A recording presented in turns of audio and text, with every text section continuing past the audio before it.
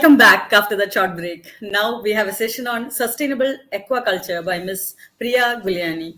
Ms. Priya is an impact entrepreneur. She is an MIT certified leadership professional with an Oxford certified blockchain expert. She has over 10 plus years of technology consulting experience working with FMCG and supply chain clients. She is an author and an international speaker in the technology and sustainability space. She is also the UK President for Government Blockchain Association and leads the Sustainable Environmental Stewardship Working Group. Let me invite Ms. Priya Guliani for her session on sustainable aquaculture. Over to you, Ms. Priya. Thank you so much, Aparna. Hello, everyone. Pleased to be here. And before I deep dive into sustainable aquaculture, thank you for having me here. And thank you for Aparna for giving the introduction. But before I address the topic sustainable aquaculture, I usually answer the first question that everybody asks me. Why am I talking about aquaculture? I mean, I have a profile in blockchain. I'm the UK President for Government Blockchain Association. So why aquaculture? And the answer is really simple. I am really passionate about climate impact, and I care deeply about our oceans and our planet. Our oceans have been generous to us. They generate oxygen, help protect us from the sun's heat, provide food and livelihood to millions of people, serve humanity in myriad other ways.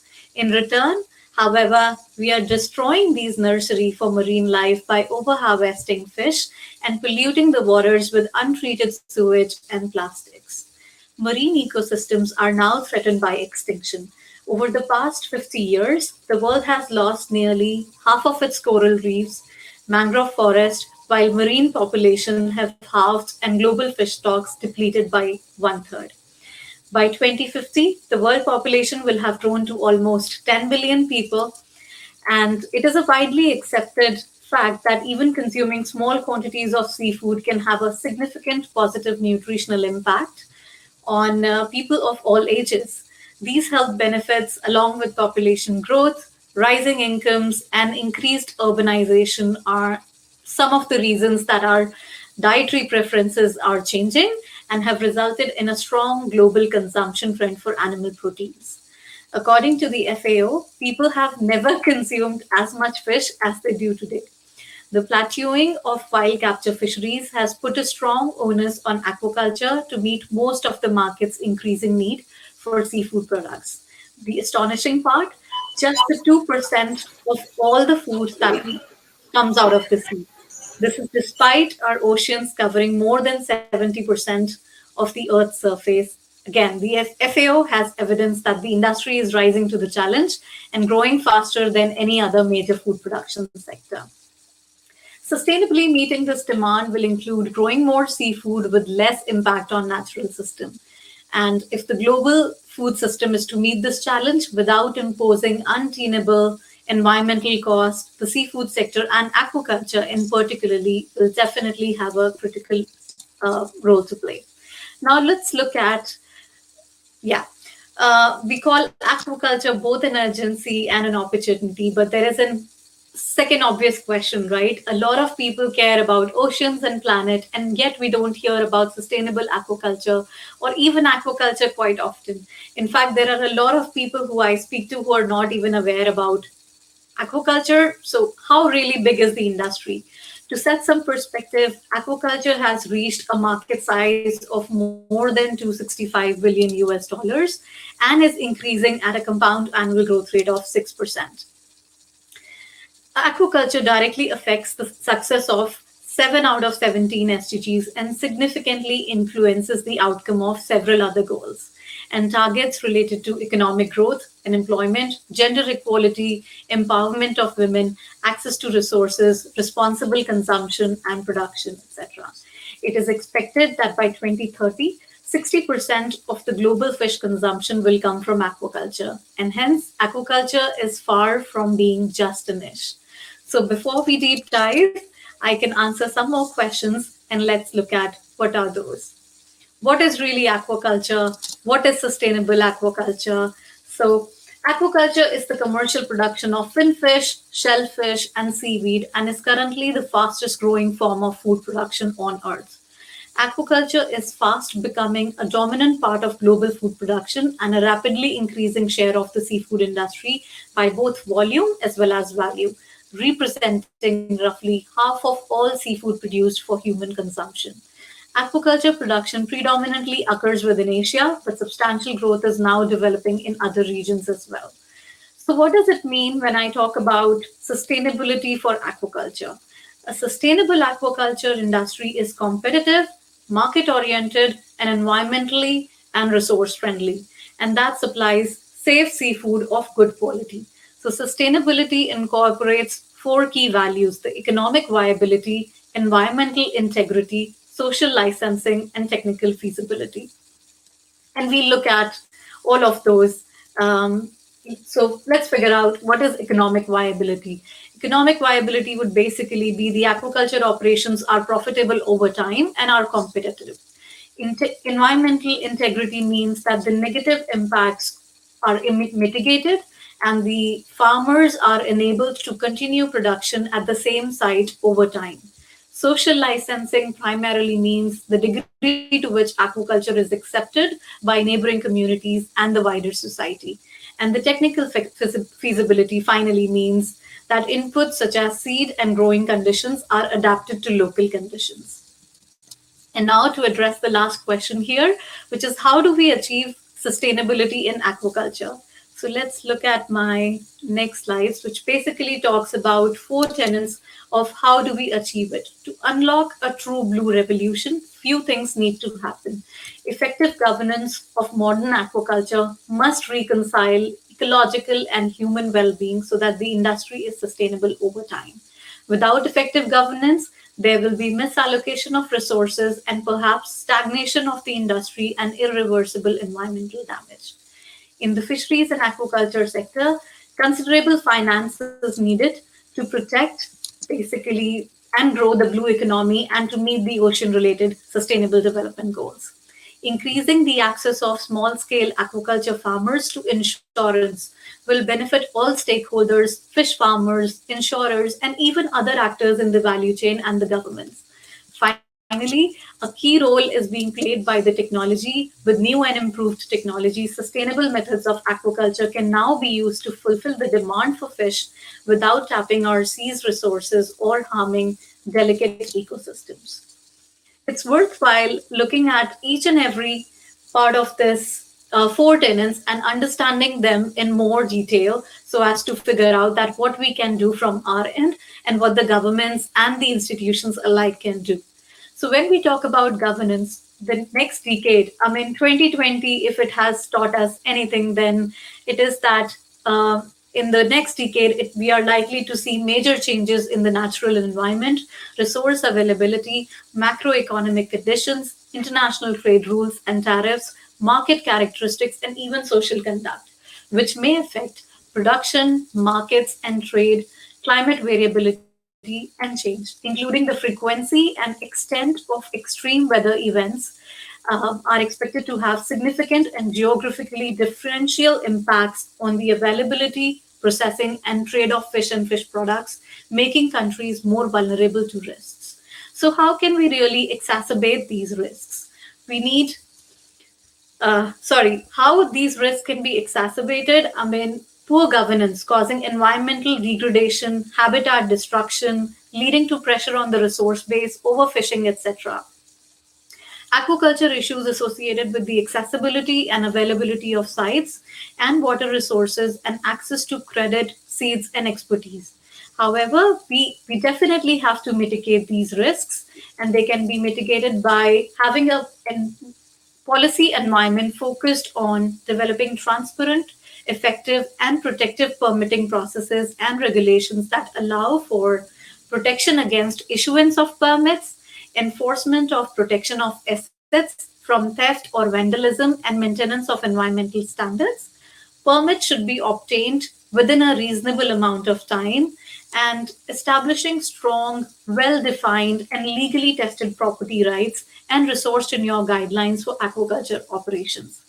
Also, there's nothing without infrastructure. Developing enabling infrastructure to support the sector development, such as transportation, storage, sanitation, energy, and water, all of these result in development constraint for capital intensive, innovative business models. So, this is really crucial.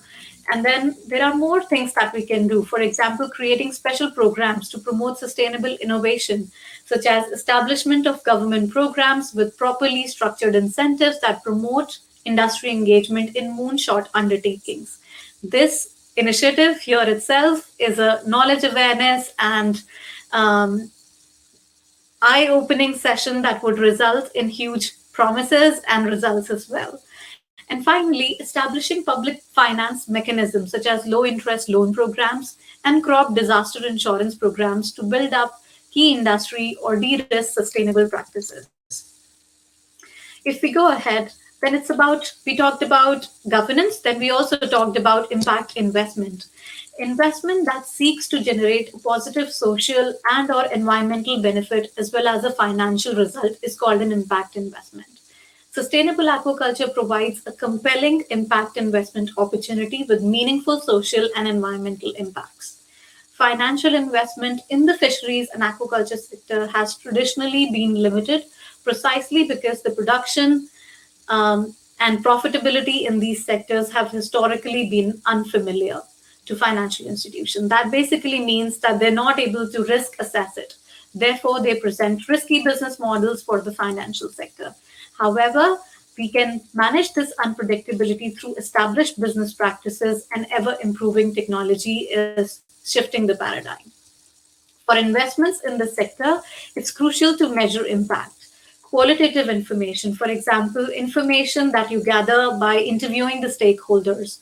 Quantitative measures, example, number of jobs created directly or indirectly, tons of CO2 saved.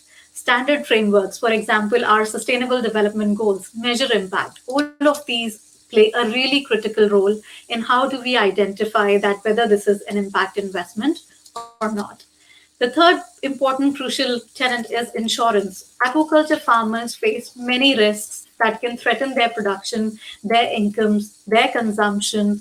Farmers can generally cope with small and recurrent risks by adopting best management practices and self-insurance tools such as savings and contingent credit. However, there are most of these factors which are not covered, and the benefits of providing insurance to farmers are multifold. Protection of the capital invested, protection against events or natural hazards that affect health, assets, and harvest, more secure incomes, increased stability and economic welfare, improved access to investment capital and credit, increased access to risk management strategies and opportunities. We can really see how all of these things nicely interlink together, and thus an ecosystem where farmers get access to blended finance, insurance, lending and credit support could be a boon for aquaculture industry. My final point, and perhaps my favorite one, is the role of technology. What is the role of technology for sustainable aquaculture? Precision aquaculture is providing a multitude of new applications for sensor technology paired with robotics, computer vision, or artificial intelligence. For example, sensors can now collect optical and physical data to monitor, for example, fish growth, health, its feed loss reduction, etc. AI and data processing is helping identifying patterns in feeding activities and presenting strategies to farmers, ranging from cost-efficient use of feed to maintaining fish welfare. There is a massive opportunity to capture data from various stages of the life cycle through sensors, drones, and weather stations. But also, it's really important that once we capture the data, we must analyze it. And when we talk about data analysis, it has to cover two things: the hindsight as well as the foresight. A look at the past performance to determine what happened and why, and then also to do an analysis of likely scenarios of what might happen. The seafood industry has often been criticized for complex, data deficient, and particularly opaque supply chains. And connected supply chains uses technologies such as blockchain, QR codes, and sensors to monitor the movement from produce through supply chain in real time. Basically, from tracking to controlling to empowering end customers with real-time updates. Blockchain has considerable potential to improve the traceability, accuracy, and accountability along the fisheries value chain. It can provide online traceability infrastructure for the permanent storage and sharing of key data elements along with key tracking events. Application of blockchain can actually have wide array of issues as well, and it can address a lot of issues as well. For example, improving food safety, traceability, and transparency. But you have to ensure that you adopt the technology rationally, because it is an enabler and it is not a silver bullet. From an operational perspective, blockchain and fish value chain could provide incentives for different stakeholders in the industry, while for private sector, it could improve operational efficiency and bolster brands in the marketplace. Overall, it provides all stakeholders with visibility, helping to eliminate bottlenecks within the supply chain processes and getting visibility of vulnerabilities, redesigning for resilience across the ecosystem. We also have online marketplaces now, which are user-friendly, one-stop shop that have enabled that customers with wider choices and even have a reach to wider population base. Finally, adoption of autonomous technology to automate manual tasks and time-intensive activities lead to an increase in productivity, yield optimization, and minimization of human error. I would like to sum it up by saying that if you do, food security is one of the biggest issues in the world, and aquaculture already is a major sources of protein. And if we are to meet the growing demand for protein while simultaneously reducing the pressure on wild caught stocks, it will require further scaling and investment. Done poorly, aquaculture can damage sensitive ecosystem.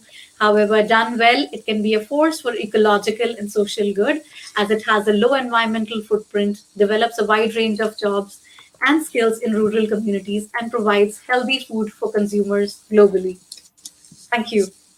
Thank you so much, Ms. Priya, for that very informative session. It was great to know about the importance of aquaculture and the journey towards sustainability and the opportunities we have in aquaculture. Thank you so much for joining us today.